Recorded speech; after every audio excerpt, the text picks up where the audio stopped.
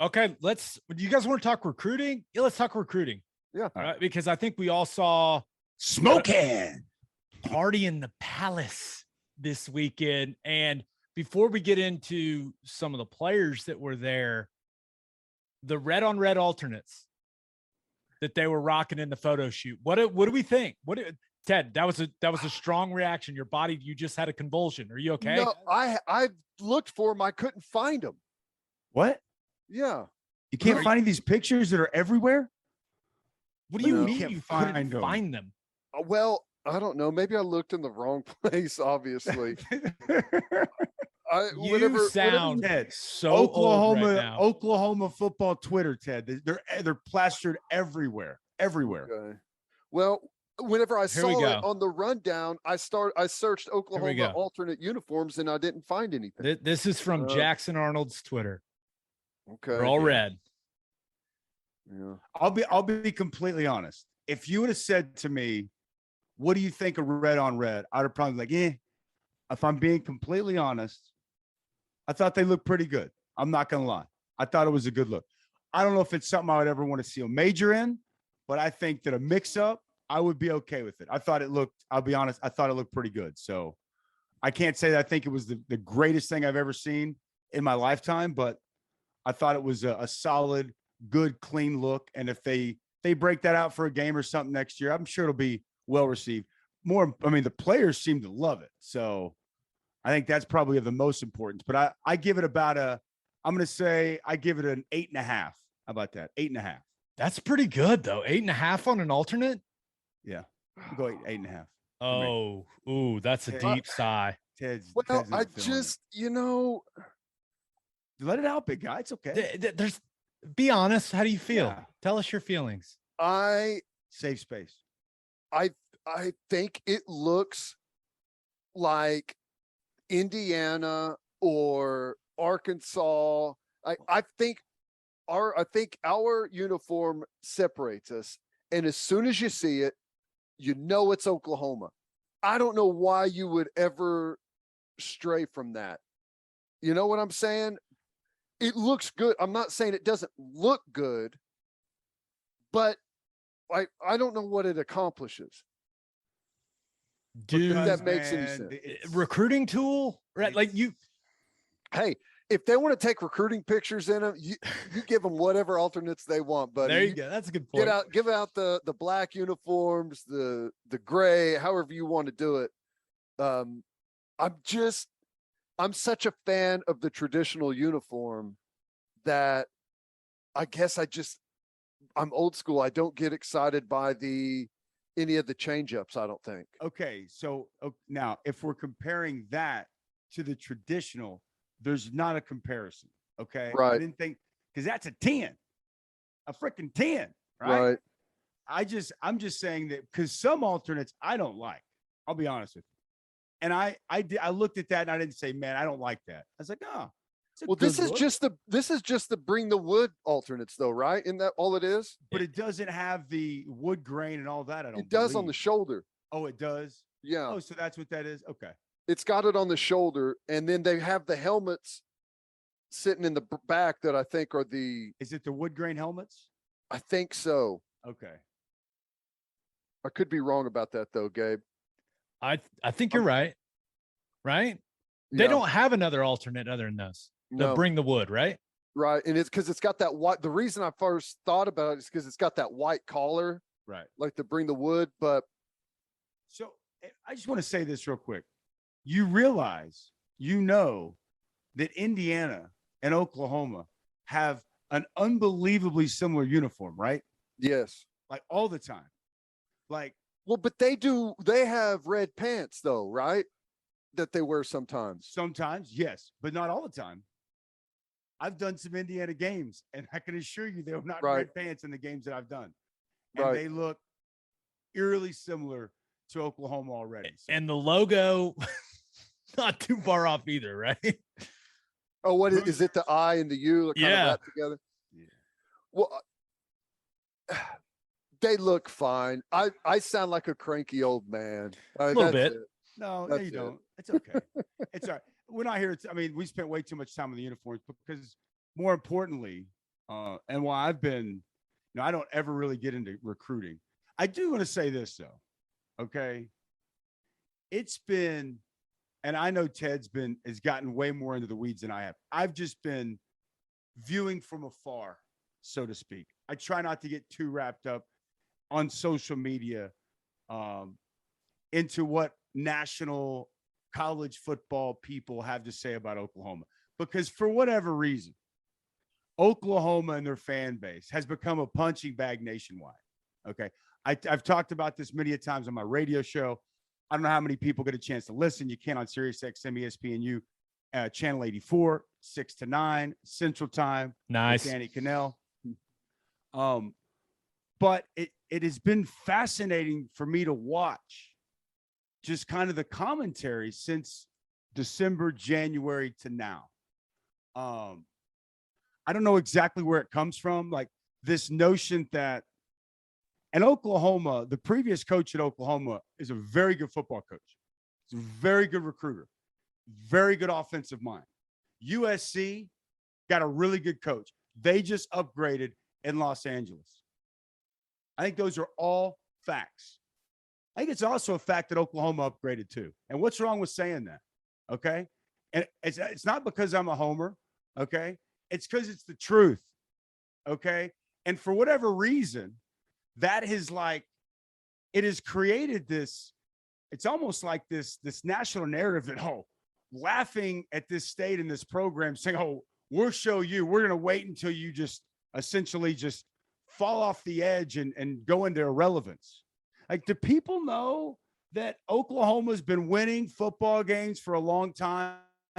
Do people know that Oklahoma's been recruiting elite football players for a really long time? It's almost as if this all just started. I mean, it's like crazy when you listen to some of the stuff that's out there. But I was told by a lot of people, I don't keep up with recruiting. I don't. It's not my cup of tea necessarily. I may watch a highlight video or two. I'll talk to some coaches or recruiting people if there's players that I need to know about. I am at the point where I believe just because you have a 4 or 5 star doesn't mean you're great, but it probably means you've got some tools to have the chance to be a pretty darn good player. Just the way it is. These recruiting rankings, it's not 100%, but they bear themselves out. The more, Teddy was a 2 or 3 star. I was a 2 or 3 star. Gabe, I don't know what you are. We worked out pretty well. So again, I recognize it's not a perfect science, but you'd much rather have more of those guys than not. I think that's fair to say. And, so I don't really get too hung up on it, but I've had people on my radio show, or I've had people send me stuff that apparently Oklahoma was never going to be able to recruit again. How you like me now, month of July? Because you'd show me a team that's hotter on the recruiting trail than this staff. And I'd be impressed, because I know what they've done this month in particular has been unbelievably impressive, especially where they're getting the players. Okay. I haven't who they're seen going up against. I haven't seen this many front 7 legit dudes on a recruiting roster commitments. We'll see. I guess still got to get to December and sign.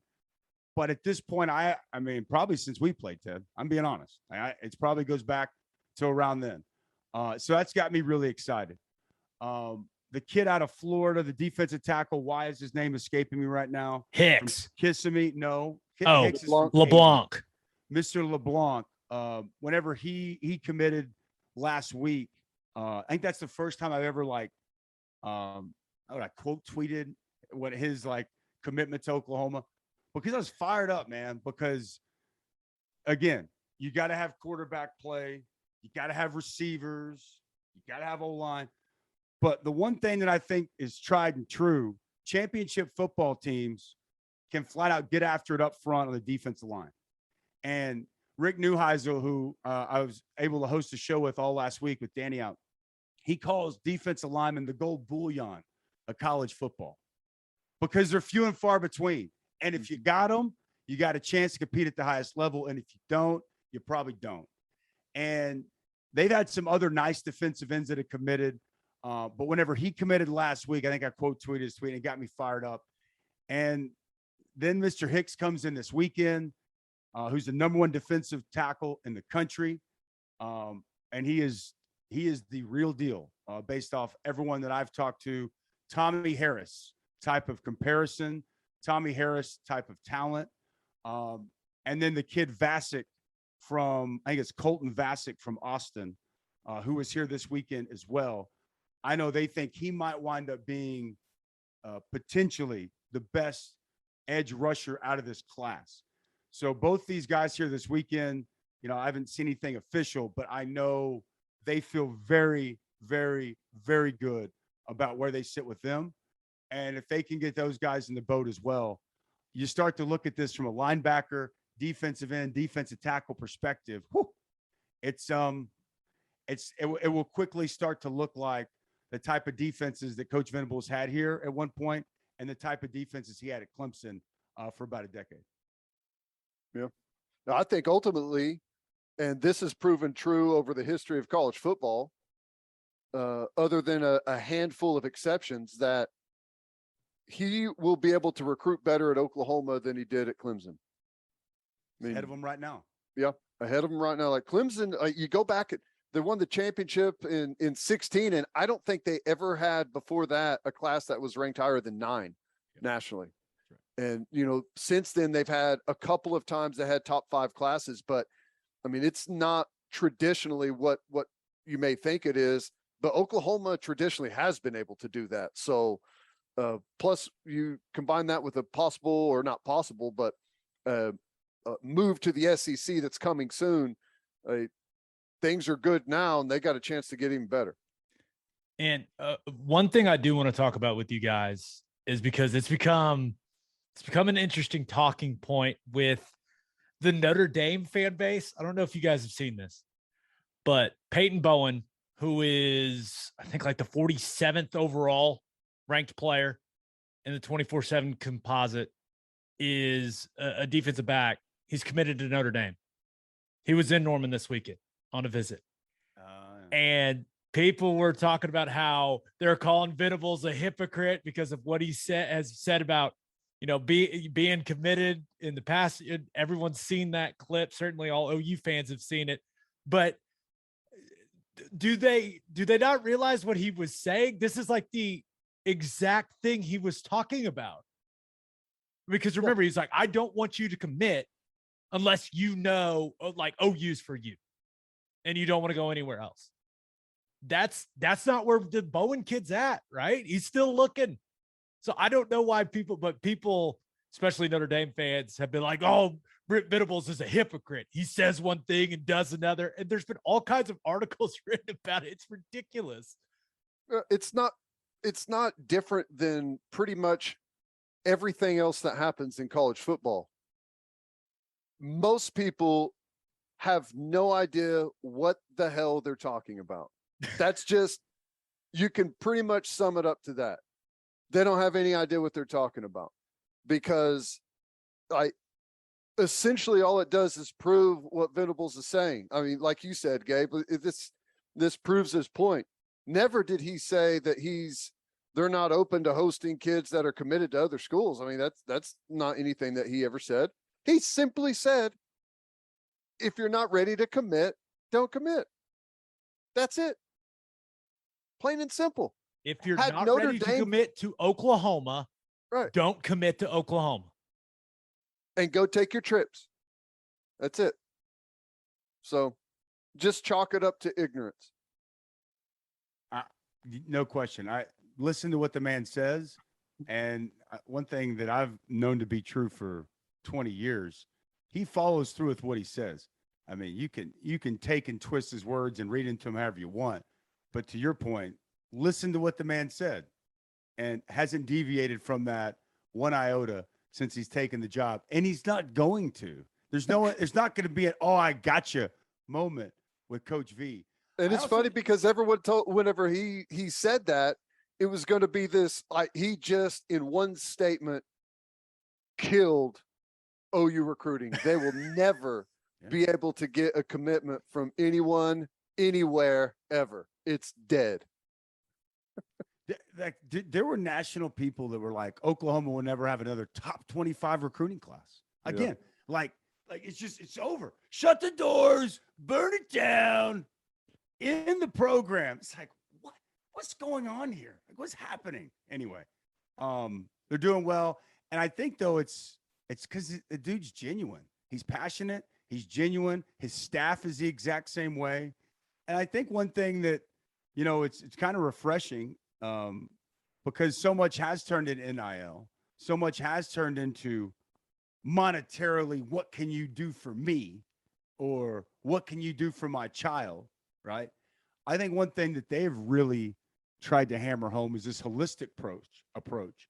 And yeah, we're going to develop you to be a great football player. But I think they've really, because it's genuine, they want to help develop quality human beings. And I think that if you ever listen to their pitch, or if you're ever around them when they're around recruits and families, they're selling that more than anything else.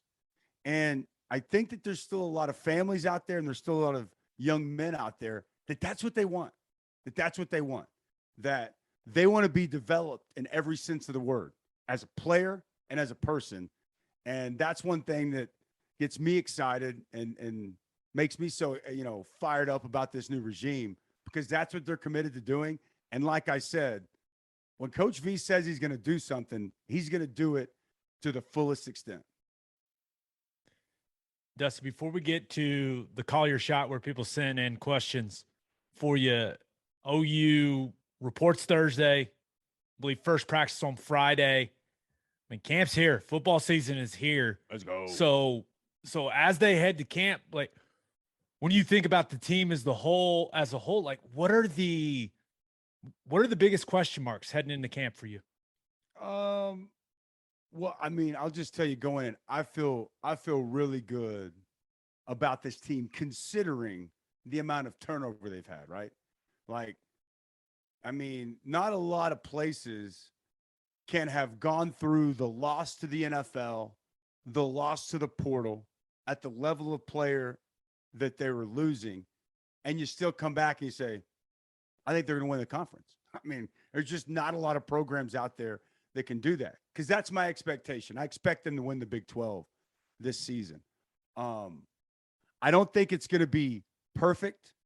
There's going to be some, I don't want to say problems, but there's going to be some landmines somewhere. It's going to be a pothole here or there.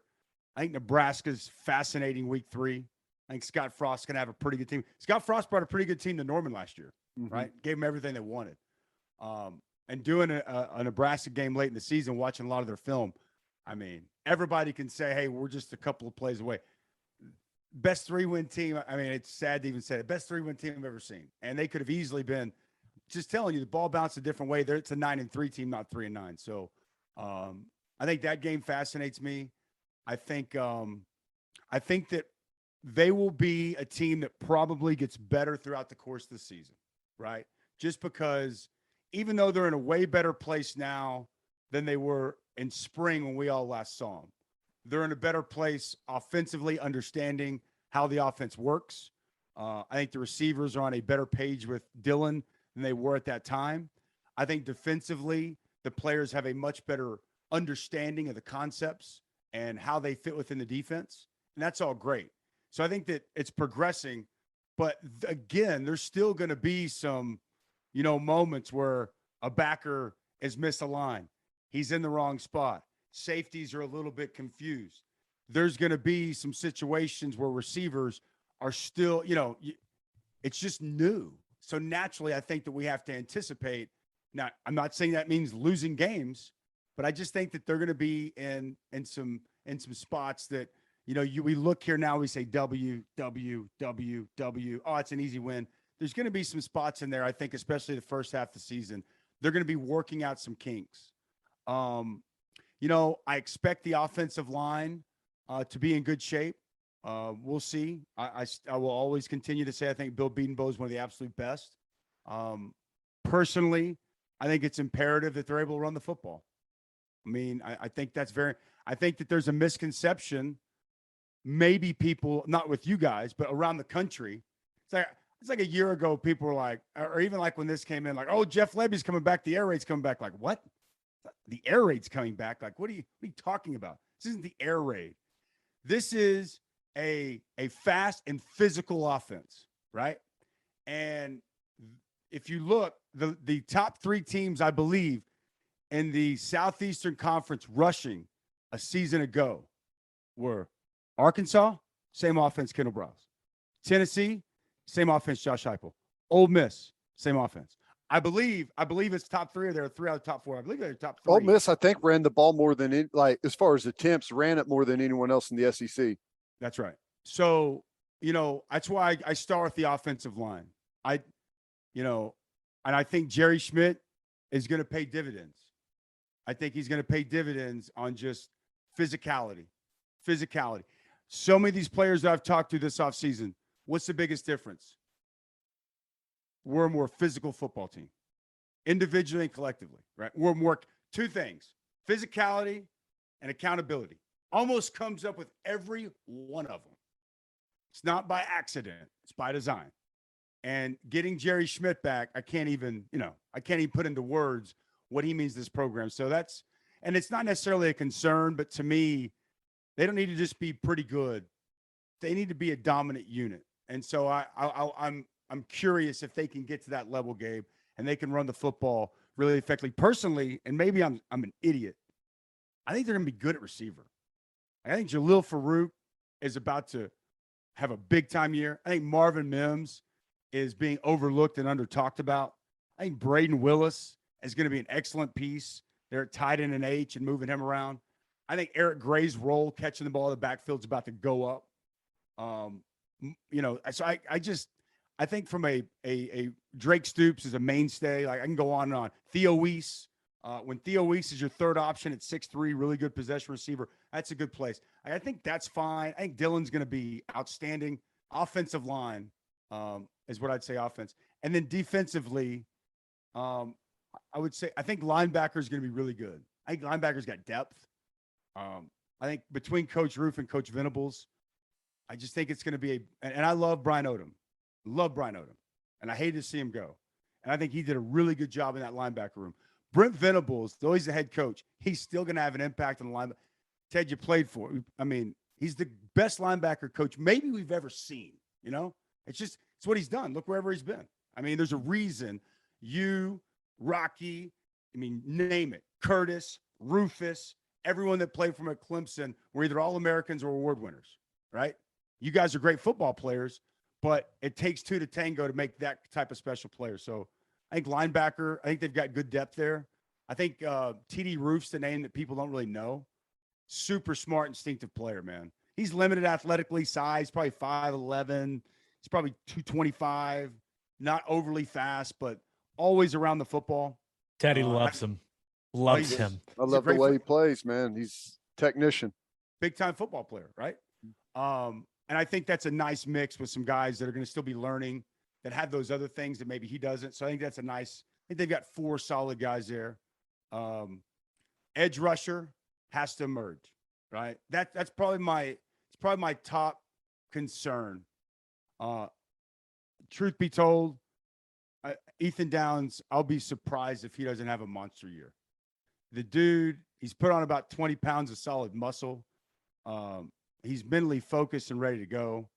I think Reggie Grimes, those 2, I can think all I want. One of those 2, if not both, have to really take a big jump this year. Like, this defense needs those guys. Marcus Stripling could be another guy who could add some of that. But I look at Ethan and I look at Grimes, and those 2 guys have the potential. They got to take that jump. They need it right now.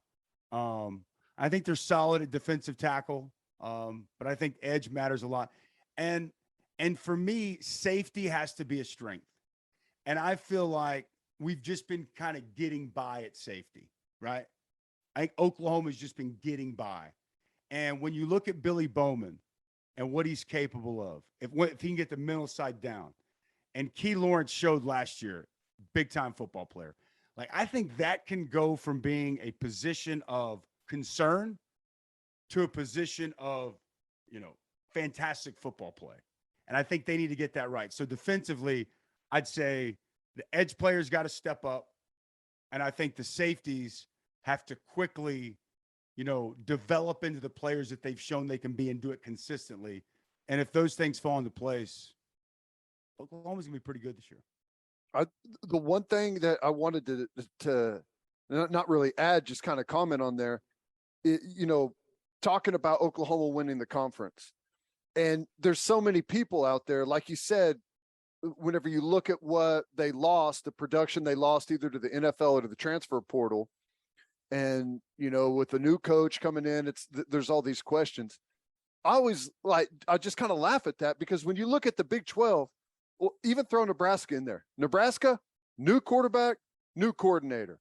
TCU, new offense, new coach. Texas Tech, new offense, new coach. Texas, new quarterback.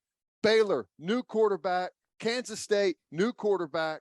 Like, college football, everyone is constantly in transition. And I just think it's hilarious whenever they pick the team that has been the best historically throughout those transitions and say, you're not going to be any good. Of all these other people that are going through the same things, you're the one that's not going to be any good. I just find it shockingly, it's just, I don't know. It's weird. It's beyond weird. And again, USC is going to be a lot better. They're going to be better. I heard a stat on Friday, though.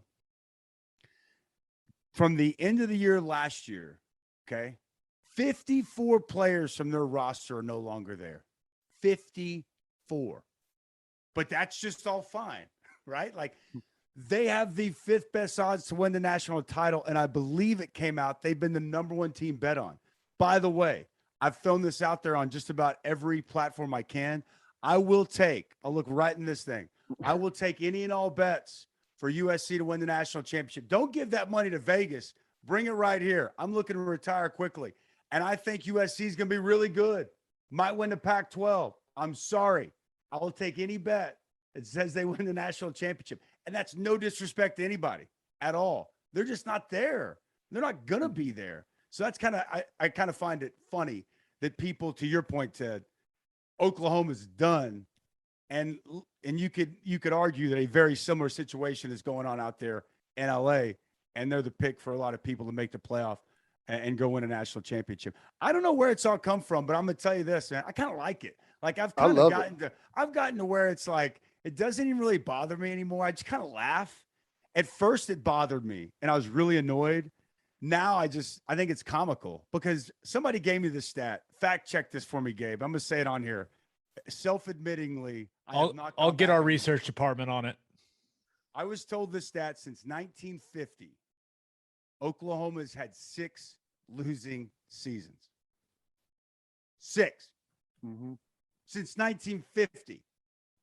Now, maybe that's not right, but the person who told me, I felt like, it's probably right. I mean, I don't know how many other places can say that. I mean, and that's why I like to act as if this thing's just going to fall off a cliff somehow. It's weird is one way to put it. Laughable is another way to put it. But we'll see. We're going to find out, because there's been a lot of talking from the national media about what Oklahoma is not going to be able to do. And there's been a lot of talking from the Oklahoma fan base and the Oklahoma people that cover the team closely what they will be able to do. We're going to find out here pretty quickly. We get it strapped up. Okay, our stats department got on it quickly. And is that false? a 4-8 year in 97. That's one. Uh-huh. A 3-8 year in 96. This is right when my fandom started. So a 3-8 year in 96. That's 2. A 3-7 year in 1965. 3. This is 1931. That doesn't count because you said after 1950. 1998, 5-6. Okay. That's 4. 4. And 1960, 3-6. 5. So it's 5. 96. 5? Yeah, because 94, and I'm looking at Sports Reference, 6-6 in 94. So not a losing season. Okay. 5, Teddy Lehman. 5 losing seasons in 71 years of football. Yeah, and 4 of them came in a 4-year span in the 90s, right? Four of them came from, I think I went to my first game in 95. I went through a lot of pain as a child, guys. Why'd you do that to the Oklahoma program, Gabe? God, I ruined it. I showed up and we just started sucking, apparently. But okay, that era was important. That's how we got Bob Stoops. That's a good point. Anyway, so we'll see. I mean, hey, if Oklahoma falls off a cliff, I'll stand up and say I was dead wrong. But I will stand up and say this is a conspiracy. Something's happened. But I just have a strong feeling I'm not going to have to do that. Right. They've got a lot of good things going right now. They've got the right man in place. It's been really good. You said call your shot. I know call your shot. We got 2 questions for you. We got this first one comes from Adam Rush, who says Dusty's thoughts on how not only are former players welcome back, but are so involved with the new direction of the program. Well, I mean, it's been incredible. It's been incredible. Like, tearjerker, hair on your arm, stand up type of stuff. Like, it's what Bob Stoops did when he came in. He went out of his way to bring back former players, to educate us on the foundation that Oklahoma was built on. Help us to understand the standard that was at that place, right? So we saw it firsthand from Coach Stoops, and it's no different this time around. I think what makes this even more special is a lot of us played for Coach V, right? When we really had it rolling. So we know what he's about. We know who he is. We know his passion, his love for his players, for this place. And, it's amazing whenever he goes out of his way to open those doors to us. It's very simple to want to run right through them or run through a wall, whichever is first. Okay. Be nice if the door's open, but if it's not, and he says, find a way to get through, you're going to do it. I think having Jerry Schmidt back, like just having those guys back in that building, it's been incredible. And it hasn't been the feeling in quite some time. And if you talk to a lot of former players, man, I've talked to a lot of my former teammates, and they said, when they came for the spring game, it was the first time they'd been there since Coach Stoops had left. I'm not here to blame anybody, but you have to be intentional and making sure that things happen. And Coach Venables has been intentional, not just, the doors are open. He's been intentional about reaching out and bringing those guys back. He's been intentional about whether it's with the fans, the former players. It's got to be everybody.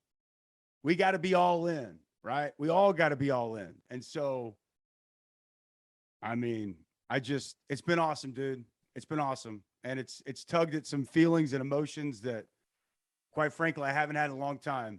And it's been really cool. And now I just can't wait to see him go out there and win some ball games. He did say at Big 12 Media Days, when I was up there at the desk for ESPN and we were interviewing him, I think Chris Budden asked him who his get-back coach was going to be. He did say on ESPNU that's my position if I want it. I'm going to currently stay up in the booth for now, but I'll be monitoring. So if somebody isn't able to keep him back, maybe I'll have to dust off some of my old football stuff and get out there and make sure he keeps himself in check. Strap on the cleats. Yeah, maybe. I think you need some cleats to be able to really dig in and hold him back. You need to put like a belt on him and like tether yourself to him. Like, you remember whenever you used to like run sprints and someone's behind Absolutely. you, it just, you're always tethered to him like a parent and a child. I'll tell you this. I don't think I'd want to be tethered to him. He'd probably drag my ass out there to the 50. It'd be a long day. Dude, it'd be a long day. Have you ever noticed, like, his calves, for a guy as slender as he is, he's still got some big legs on him, man. I bet he. Well, he played at like 240. Yeah. At K-State. But I'm just saying, now he's so leaned up, I mean, he's so lean, but his legs are still calves and thighs, man. He probably yanked me around. What else you got, Gabe? All right, last question for you, and we'll let you get out of here, man. This comes from Ghost of Brecken 44, which I believe, is that a Brecken Hager reference? I think so. Which is incredible. He's been buried at the in Jerry's World, I think. That's Texas awesome. linebacker or a defensive Yeah. end, right? Yeah.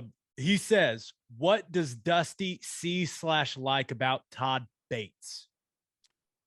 Well, recruiter, first and foremost. He's an elite recruiter.